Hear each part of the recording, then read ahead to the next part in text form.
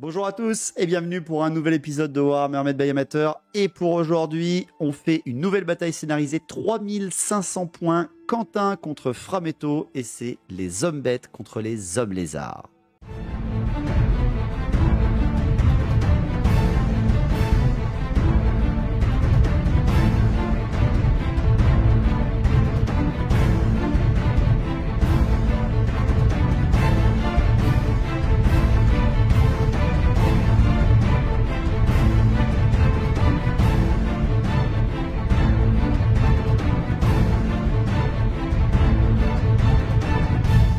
Bienvenue sur Warhammer Made by Amateur. Je ressens le pouvoir d'artefacts anciens cachés. Mais je ressens également l'ennemi. Nul ne pourra les corrompre. Mes Saurus, mes bêtes, se chargeront de ces créatures. Les sabots fourchus du chaos ne seront pas victorieux. La force de la lustrie est venue. Nous sauverons ces artefacts et les ramènerons en lieu sûr, où tous nous mourrons en essayant. Le grand plan sera atteint. Alors, pour le scénario de cette bataille, c'est une bataille à 3500 points et c'est une bataille fouiller les ruines. Il y a 5 décors sur la table qui peuvent cacher un objectif. Je suis MJ, j'ai caché ces objectifs dans ceux de mon choix. Il y a 3 décors classiques où il faut être en contact avec ce décor en fin de tour, ou 2 bâtiments où il faut rentrer dedans pour fouiller le bâtiment. Sur un 2+, votre régiment qui est au contact et qui n'est ni un monstre, ni une bête, ni un personnage, ni un char, etc., juste des unités, peut fouiller en fin du tour. Sur un 2+, il fouillera et trouvera. Je n'ai mis que 3 objectifs sur 5 décors. Il y en a 2 qui valent 1 point et 1 qui vaut 2 points. Et c'est tout simple, vous devez conserver vos objectifs trouvés jusqu'à la fin de la partie qui ne durera que 5 tours. Si votre régiment panique à cause d'une terreur, d'une peur ou quoi que ce soit qui s'enfuit, et qu'il possède un ou plusieurs objectifs, il va les lâcher au sol et il faudra les récupérer plus tard. Et si jamais il est démoralisé au corps à corps, par une autre unité, qui n'est toujours pas un monstre, un char, etc. S'il est démoralisé au corps à corps et mis en fuite ou exterminé, c'est celui qui l'a mis en fuite, l'unité qui l'a mis en fuite, qui va récupérer ses objectifs, qu'ils soient 1, 2 ou 3. Voilà pour la game, et on va voir maintenant les listes d'armées. Bonjour à tous, alors aujourd'hui on va se battre pour les anciens, mais pas ce Stargate, c'est un peu moins bien. Et du coup, voilà pour la liste que j'ai faite, j'ai pris un prêtre Mashslan éthéré et volant. J'ai voulu tester, sur le papier ça a l'air très intéressant, mais après ça me fait partir mon commandement loin, éventuellement aussi ma GB. Alors j'ai préféré prendre une GB Saurus, comme ça au moins j'ai une bulle de commandement qui reste. À côté, un Carnosaure, parce que ça fait plaisir. Ensuite, plusieurs packs pour gérer les objectifs. Pas mal de monstres et de salamandres. Et surtout aussi beaucoup de bannières et de terreurs. Parce que j'ai voulu faire une armée à thème effrayant, parce que ça fait peur, les hommes de lézard. Bonjour, me revoici.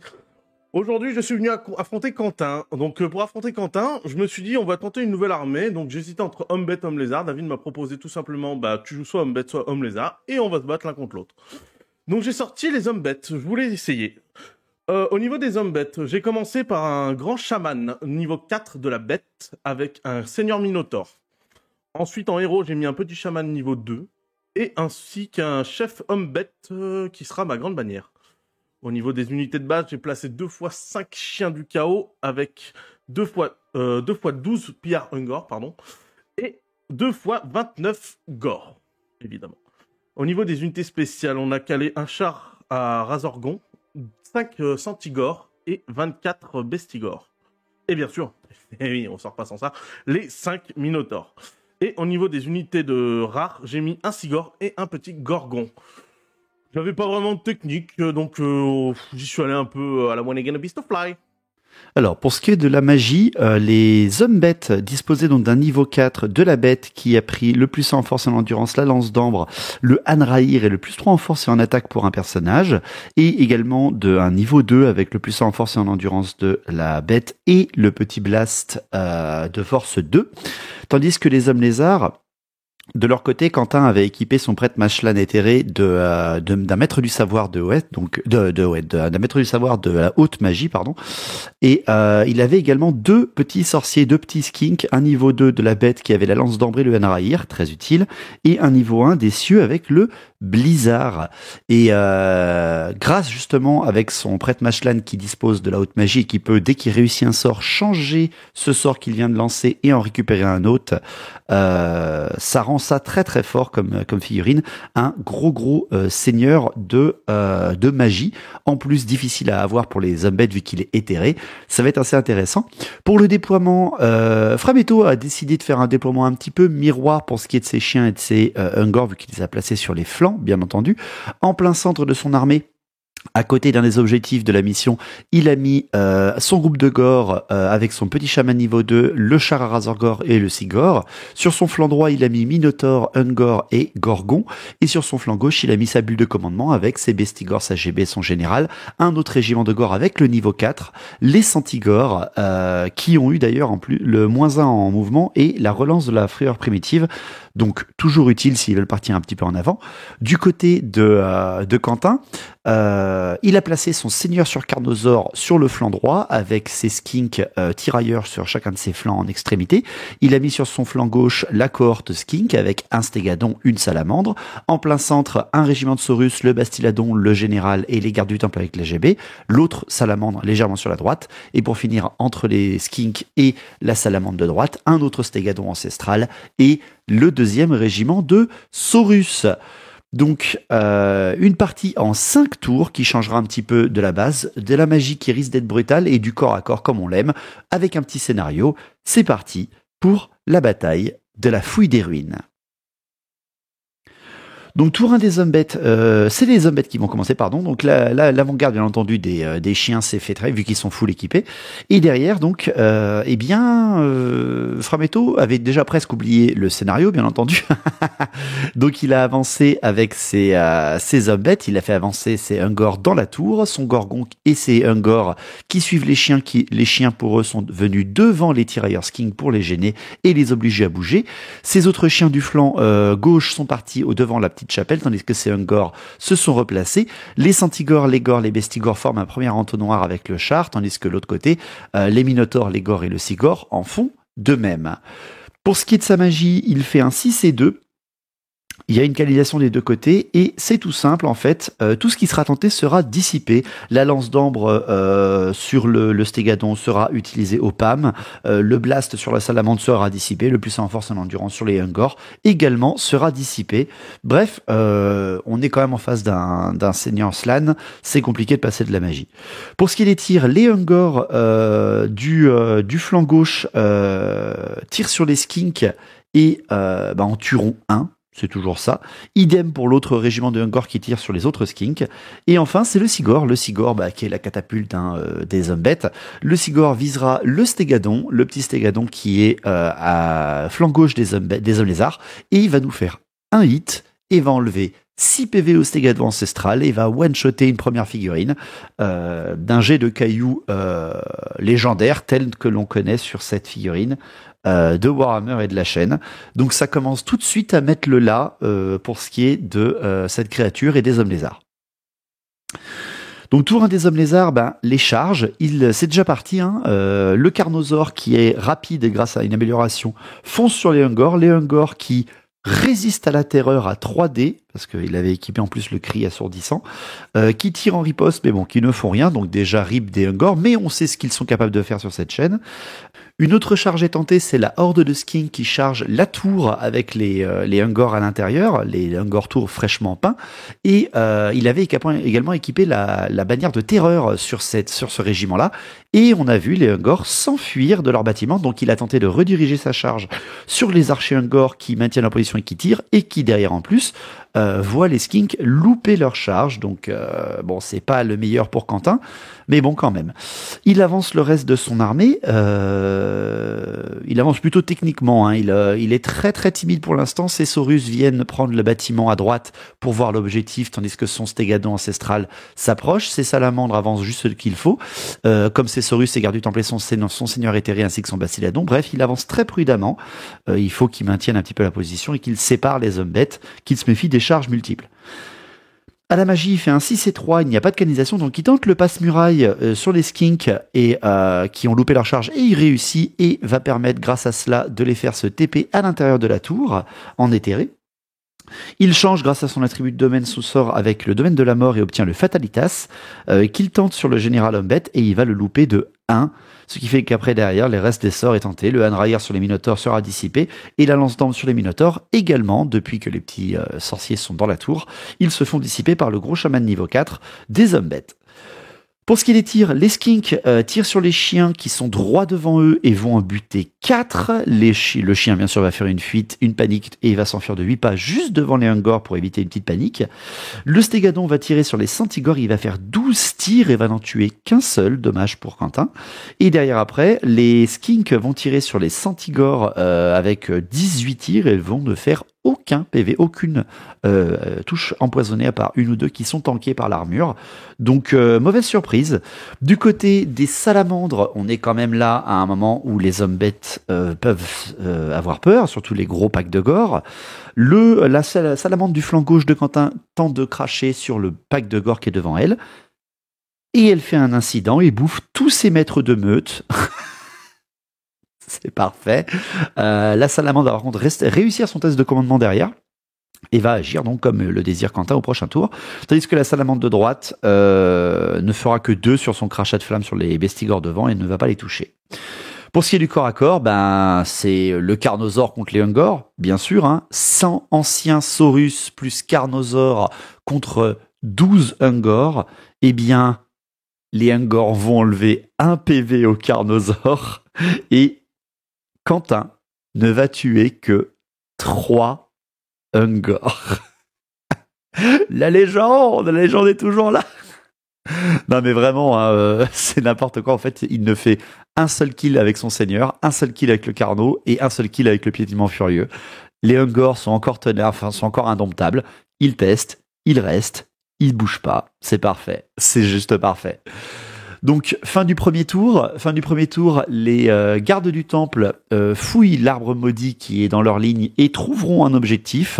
Les gors qui sont avec le chaman niveau 2 vont fouiller les ruines et vont trouver un objectif, tandis que les Saurus et les skinks dans les bâtiments ne trouveront rien du tout. Donc, le dernier objectif à 2 points est bien entendu au centre de la ligne. C'est pour notre plus grand plaisir. Donc tour de les hommes bêtes, là c'est parti pour les charges. Les Minotaures, bien sûr, vont se faire un kiff dans la tour, bien entendu. Le char à Razorgore va tenter de charger la salamandre qui a encore ses maîtres de meute, pardon.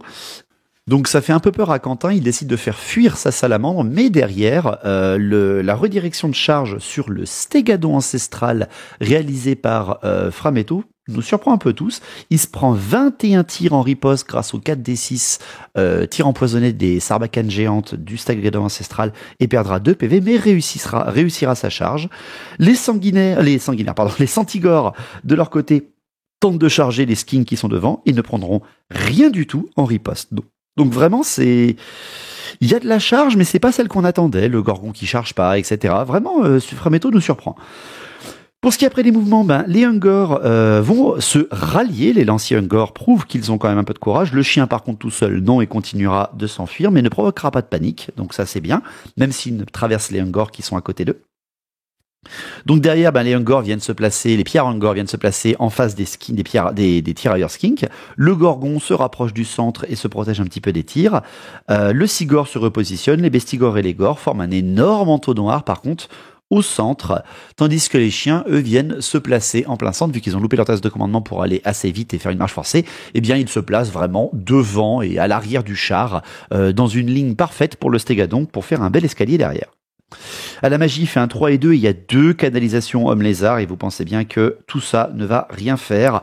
Mis à part quand même une seule chose, un puissant en force et en endurance qui va passer sur les bestigores en irrésistible et qui va tuer 3 gores dans le régiment central au niveau de la pierre des Hardes. Seule chose bien entendu, voilà, ces gores qui ont déjà un objectif s'approchent de la pierre des Hardes pour pouvoir la contrôler et fouiller bien entendu s'ils sont encore là à la fin du tour. Au tir, les Ungor tentent de tirer sur les Skinks face à eux, mais vont se louper. Le Sigor va tenter de blaster le Bastiladon, comme il l'a fait avec le Stégadon avant. Frametto nous refait un hit, mais par contre va nous faire un 1 pour blesser, et heureusement pour Quentin, parce que là ça aurait fait 2 monstres en 2 tours, ça aurait fait un peu peur. Pour ce qui est des corps à corps, bon alors par contre les corps à corps, let's go, hein, c'est parti. Les Centigores contre les Skinks, les Centigores n'auront rien en dégâts, et par contre les Skinks vont perdre 5 d'entre eux. Malheureusement, ça suffira à ce qu'ils ne soient plus indomptables. Ils s'enfuiront hors de la table et seront rattrapés même hors de la table par les Centigores qui sont plutôt vénères aujourd'hui et qui, pour l'instant, font un petit peu de kill. Pour ce qui est du char contre le Stégadon, char à Razorgore contre Stégadon ancestral, un fight où le char à Razorgore est déjà blessé, etc. Eh bien, 2 PV sont enlevés sur le Stégadon et un seul sur le char. Donc c'est un peu la surprise, c'est une égalité. Enfin, c'est pas du tout une égalité, pardon. Le Stégadon, par contre, est tenace avec son général pas très loin. Il ne bougera pas, mais quand même. Et c'est le combat de la tour. Les Minotaurs, avec le Seigneur Minotaur que vous connaissez de la chaîne, contre du Croxigore, etc. Eh bien, c'est un peu en demi-teinte, hein, on va pas se mentir. Déjà, Quentin bloque le Seigneur Minotaur de Frametto avec un défi relevé avec son prêtre Skink, bien entendu. Et derrière, en fait, le prêtre Skink va se faire atomiser. Il y aura 2 PV enlevés sur les Minotaurs grâce au Croxigore et 1 PV enlevé sur le chef Minotaur. Incroyable, mais le prêtre Skink va lui donner un bon petit coup de bâton avant de mourir. Par contre, après, derrière, il y aura 4 PV de sortie sur les Croxigores et c'est tout. Donc, on calcule seulement des points de PV perdus. Les Skinks sont perdants. Ils ont un commandement de 7 avec un flegme, avec un sang-froid, donc 3D les 2 plus petits, et ils vont louper leur test. Ils vont s'enfuir de la table. Ils vont s'enfuir à l'opposé de la charge du Minotaur, et ça les fait traverser les Ungor qui sont derrière, et ça les fait sortir de la table. Le positionnement des Ungor de Frametto fait que le régiment ne peut pas se placer à l'endroit où ils sont et va donc se mettre derrière, et derrière c'est le bord de table. Les Ungor, grâce à la charge des Minotaurs et à la fuite des Skinks, provoquent une perte énorme avec 2 prêtres Skinks et une cohorte avec des Croxigores. Bref, les Minotaurs prennent place et le flanc se fait nettoyer. C'est assez impressionnant. Pour finir, c'est le Carnot contre les Ungor. Là, par contre, les Ungor, faut peut-être pas pousser, ils se réveillent et les Ungor sont massacrés et le Carnot se reforme. Et surtout, le plus intéressant, c'est qu'après, c'est le tour de Quentin. Pas de panique du côté de la mort des Ungor, c'est quand même assez violent. Donc, tour 2 des hommes lézards, la charge des gardes du temple dans les chiens qui s'enfuient, bien entendu, et qui tentent une redirection sur les bestigores. Et qui loupent de 1 leur charge, ça c'est dommage. Pour ce qui est après derrière, le Carnosaure charge le flanc des Gores, et là il n'y a pas de souci, et les Gores maintiennent leur terreur, n'ont pas peur. Pour ce qui est des ralliements, la Salamandre loupe son ralliement alors qu'elle s'est enfuie par rapport à la charge du char et sort de la table. Les Saurus sortent du bâtiment, tandis que les Saurus et la Salamandre au centre viennent se placer et rediriger un petit peu tout ce qui est possible pour éviter de se faire bolosser. Le Bastiladon et le prêtre Mashlan, bien entendu. Le prêtre Mashlan s'envole et montre son éthéré, son vol avec son tapis d'Arabie derrière la ligne des Zombettes, tandis que le Bastiladon et les Skinks, surtout, se reforment face au terrible Gorgon qui approche. À la magie, il y a un 6 et 5 et une canalisation de chaque côté, donc c'est le déluge de magie.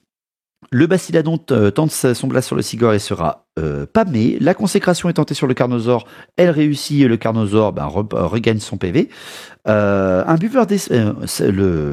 consécration deviendra le buveur d'esprit grâce à l'attribut de domaine qui est tenté sur le général de Frametto et qui va dissiper pile poil à la valeur près le sort. Et c'est comme ça que s'arrête la phase de magie. C'est vraiment impressionnant comment ils arrivent à se couper la magie les uns les autres. Au tir, les skinks qui se sont redéplacés et qui voient le gorgon qui est droit devant eux. Ils ont 18 tirs, ils ne toucheront que sur des 6, cette grande cible. Eh bien, c'est simple, Quentin va faire 6-6 et va one-shot le gorgon. Incroyable. Incroyable. C'est la terreur. Voilà, c'est la terreur de ce qui peut se passer comme ça. Hein, c'est terrible.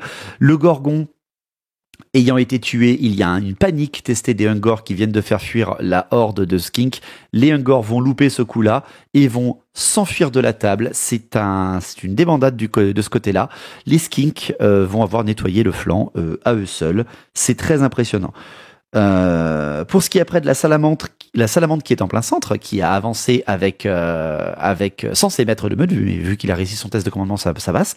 Il crache dans les gores, il va faire un hit parfait et va one-shotter 7 gores sur 14 touches. Il fait donc un perfect, un force 4 en du 4 sans armure en face. Il n'y aura pas de terreur, malgré le fait que ce soit un lance-flamme, mais tout va bien pour Frametto, mis à part son flanc droit qui vient de se faire surprendre par 9 petits lézards. Pour ce qui est des corps à corps, le Stégadon ancestral contre le char à Razorgore, eh bien, c'est encore la surprise de voir que le char à Razorgore n'aura rien par l'attaque des Stégadons et du Stégadon et des Skinks, et surtout qu'il fait tomber 2 PV encore au Stégadon. Le Stégadon teste mais reste, mais c'est une surprise vraiment ce corps à corps là. Tandis que le Carnosaure contre les Gores, bon là c'est tout simple, il y a un défi relevé par le chef de régiment, il sera massacré, mais derrière il y a la frénésie du Carnosaure qui est atteinte mais qui ne perd pas vu qu'il perd quand même le combat malgré une charge de flanc etc. Parce qu'ils sont encore très nombreux avec une bannière, bref ils se reforment et resteront là, et c'est bien les Gores avec le petit chaman niveau 2 qui ont déjà un objectif, qui trouvent l'objectif qui vaut 2 points sur la pierre des Hardes à la fin du tour 2.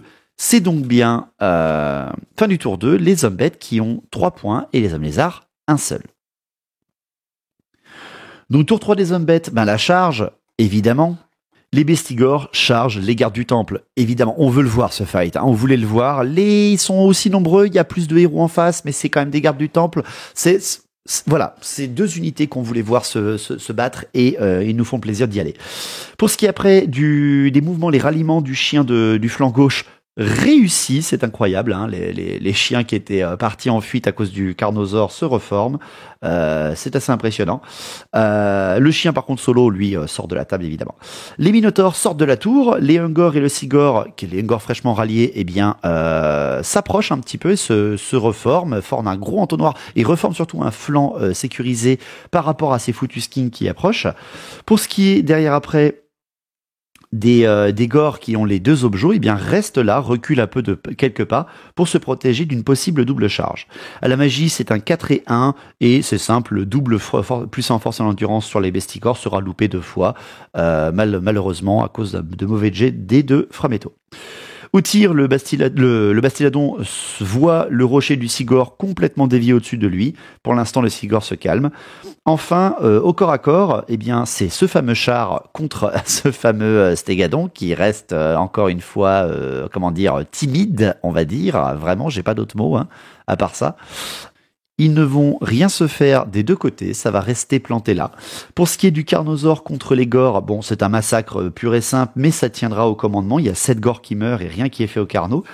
Et le grand chaman surtout est tué par le sang ancien Saurus, le niveau 4. Et enfin, eh bien, c'est les Bestigors, hein, et avec leur général et leur GB contre les gardes du temple avec leur GB. Bien entendu qu'on veut voir ça, hein, évidemment. Eh bien, c'est tout simple. Le défi est refusé par la GB des hommes lézards du général, et vu qu'il n'y a pas de chef de régiment dans le pack, ce qui fait que le général homme-bête va tuer à lui seul presque un perfect d'adversaires. Sa GB en tuera aussi quelques-uns, mais la GB en face va se faire tuer par, la GB homme-bête va se faire tuer par les gardes du temple. Et au final, il y aura 6 Bestigors et la grande bannière tués, et en face, 14 gardes du temple tués. Incroyable, franchement le combat est d'une violence énorme, hein. La GB homme-bête meurt parce qu'ils avaient le plus en force grâce à la bannière, mais elle meurt avant que les Bestigors frappent, donc ils perdent cette bannière-là. Bref, c'est un combat qui fait très très mal, hein.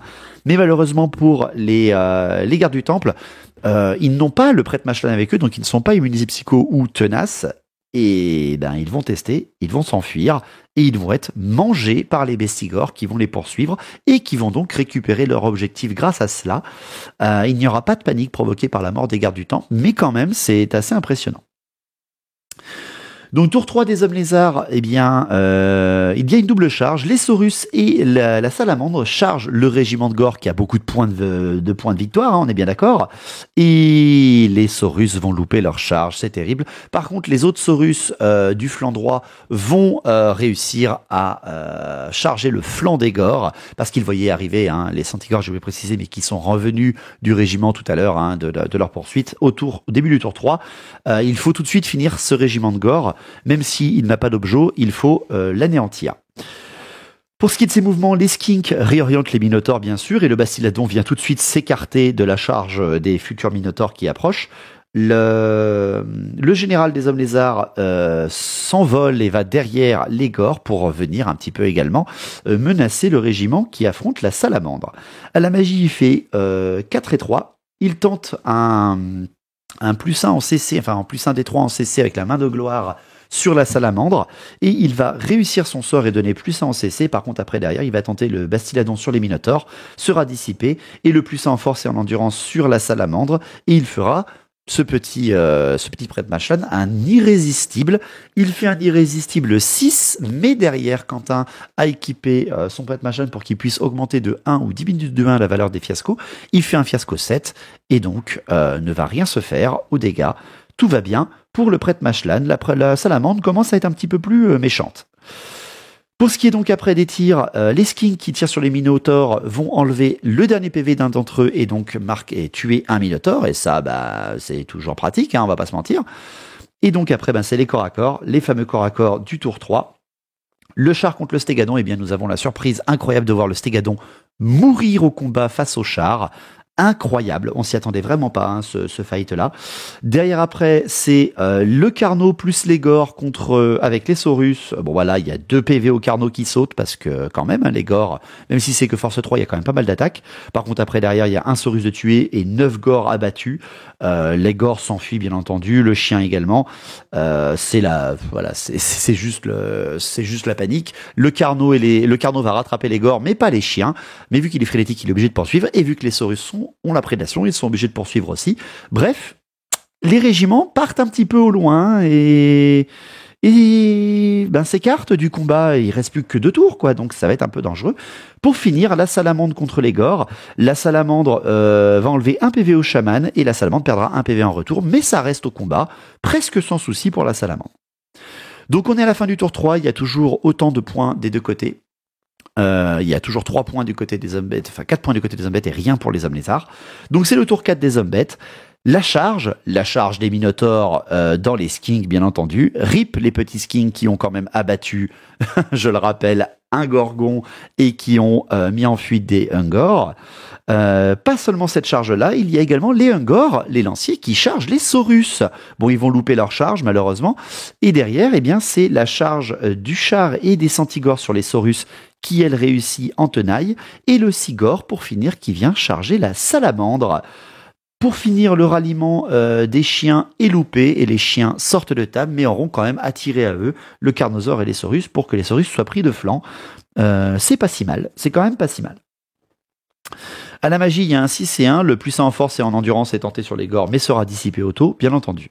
Bien entendu aussi, les Bestigors se ramènent vers le centre, vu qu'ils ont massacré tout ce qu'il y avait face à eux. Pour ce qui est des corps à corps, les Minotaures contre les Skinks, est-il bien nécessaire de parler d'un massacre absolu et d'une panique du Bastiladon? Incroyable, mais le Bastiladon, on a vérifié, n'est pas immunisé psycho. Les Skinks seront massacrés et le Bastiladon va s'enfuir de terreur. Les Minotaures vont poursuivre d'une charge frénétique de 1 des 6, dû à leurs règles. Et derrière après, le combat des Gore avec le Sigor contre la salamandre. Le chaman sera tué par la salamandre, mais derrière après, la salamandre sera massacrée par le Sigor et tout le monde va se reformer bien sûr. On va dire logiquement, le Sigor va même avancer grâce à une charge irrésistible de 4 pas devant l'Egor, offrant son flanc aux Saurus, mais Frametto préfère largement faire ça, vu que comme ça, les Saurus devront d'abord se taper le Sigor avant d'aller choper l'Egor où il y a tous les objectifs, parce que les Gors sont quand même vachement affaiblis. Ça peut faire la surprise, le Sigor est quand même un petit peu tanké, mais moyennement, c'est pas un Gorgo.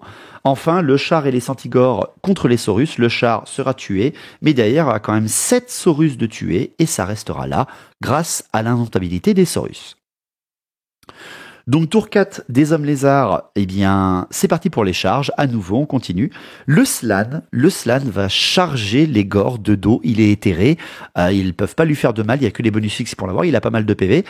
Les Saurus chargent les Ungor, on est surpris, il ne décide pas de faire ça, mais surtout qu'il essaie peut-être de provoquer une panique ou des choses comme ça, on ne sait pas vraiment. Bref, les Ungor de Frametto s'enfuiront face à cette charge à nouveau, mais ils redirigent les charges, c'est un peu leur but aussi. Et donc les Saurus vont rediriger leurs charges sur, bien entendu, le flanc du Sigor, pour le plus grand plaisir de Quentin. Pour finir sa phase de mouvement, le Bastiladon va se rallier à ce moment-là. À la magie, malheureusement pour Quentin, c'est un 3 et 1. Il tente le blast avec son Bastiladon à 1 dé sur les Minotaures et il ne va rien faire. Et derrière, le puissant en force et en endurance est tenté sur les Saurus qui affrontent justement le Sigor et il va être dissipé pile poil alors qu'il n'y a plus de sorciers du côté des hommes bêtes. C'est quand même assez impressionnant. Pour ce qui est des corps à corps, eh bien, let's go, bien entendu, le Sigor contre les Saurus. Le Sigor va piétiner 4 Saurus et ne va perdre que 2 PV en contrepartie. Et le Sigor va réussir son test de commandement incroyable, ce qui fait que les Saurus sont bloqués à ce moment-là. Et derrière après, eh bien, le prêtre Mashlan tente tout simplement de regarder méchamment les Gors de dos et que son petit Sking vient planter un Gor dans le dos, mais ne va pas faire de dégâts. Et malgré le fait d'avoir chargé dans le dos, il marque 3 points de victoire, mais les Gors en ont encore 3 également, mais ils disposent d'un musicien et donc font perdre 1 PV à l'instabilité vu qu'il est éthéré instable au prêtre Mashlan. Ça ne se passe pas exactement comme l'aurait voulu Quentin. Pour finir, les Centigores contre les Saurus, 3 Centigores mourront et 7 Saurus seront tués avant.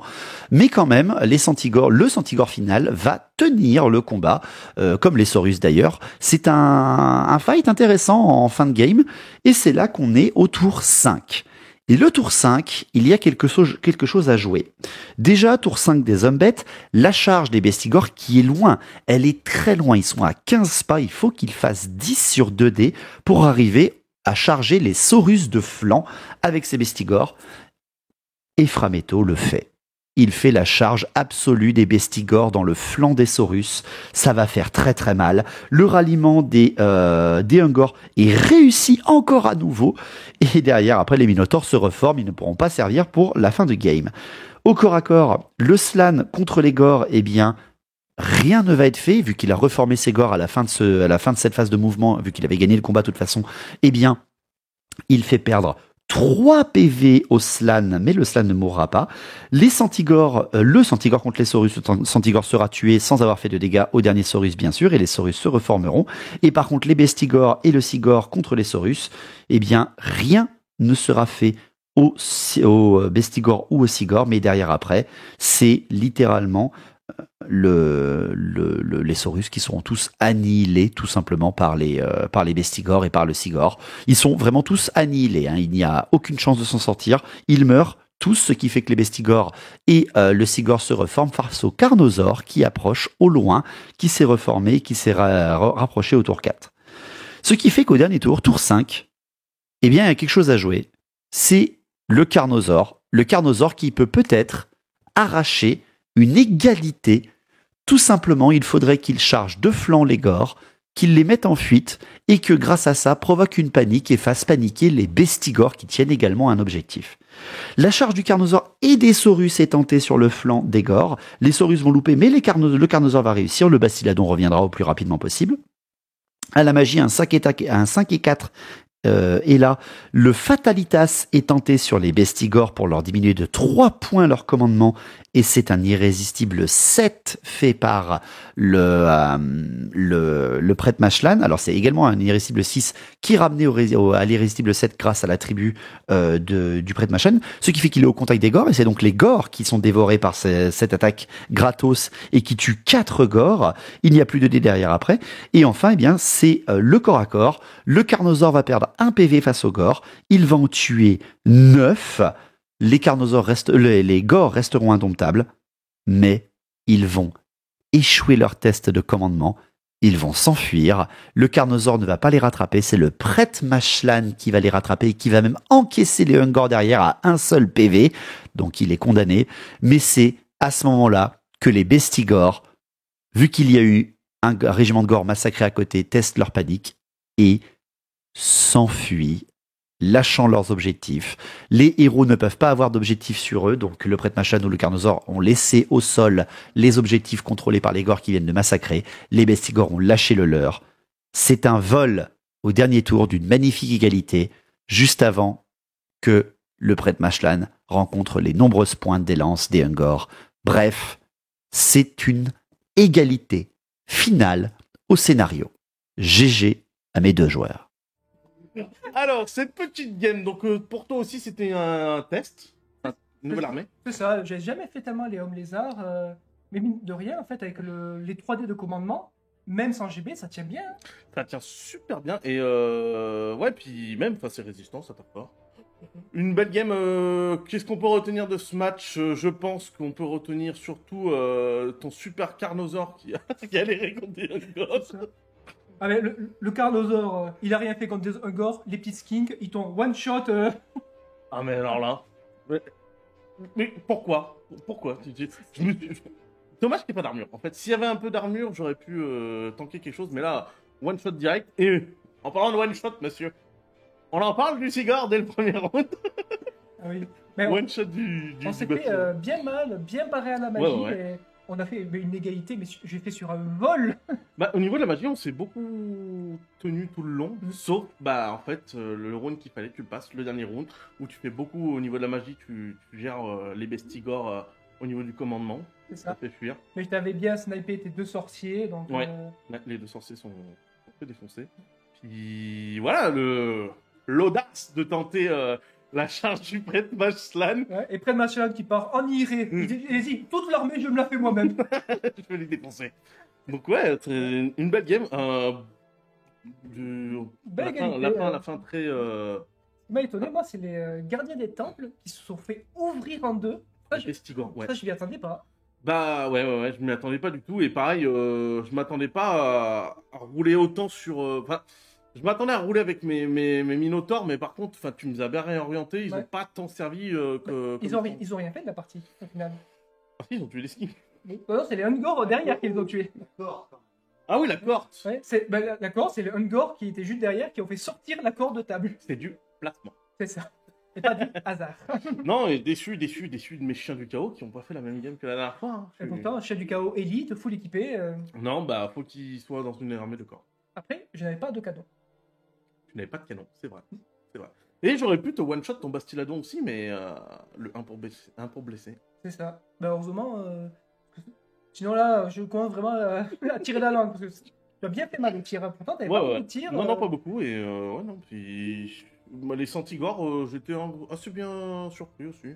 Donc leur petite charge, ils ont bien résisté, ils ont arraché, ils sont revenus. Ils ont fait pas mal de dégâts dans les Saurus aussi. C'est ça, en fait, ils ont fait une bonne armure qui les a sauvés. C'est une bonne game. C'est ça. Au final, je viens de dire, l'unité du match pour moi, c'est mes petits skinks. Ou le Mashlan qui a chargé dans le dos, qui a sauvé la game. Ah, moi, l'unité du match... Bah, les Bestigors, ils ont fait... Enfin, Ils ont tout arraché. Ils ont one-shot les gardiens des temples. Mais... Et puis, ils sont revenus sur les lanciers. Mais quand même, le Sigor, le one-shot dès le début, c'était trop bien. En tout cas, merci pour cette bataille. Et tendue tout du long. En tout cas... Tordu. Ah oui, pardon. Tordu aussi, mais... Là, au plaisir de te revoir avec des nains, avec des canons. Ça aligne au moins, on discute pas. Avec des canons. Ouais, Toi, tu joues. Moi, je joue. Non. Toi, tu cours, moi, j'ai le canon. Ah non. Ouais, bah avec plaisir. Mais pas du nain, non, pas du nain. J'en ai marre de jouer du nain. Bon, on fera une revanche avec d'autres armées. On testera d'autres armées. C'est ça. Et n'oubliez pas, abonnez-vous à Age of Proxy. Et followez. Followez-nous. Followez-nous. SEB. SEB.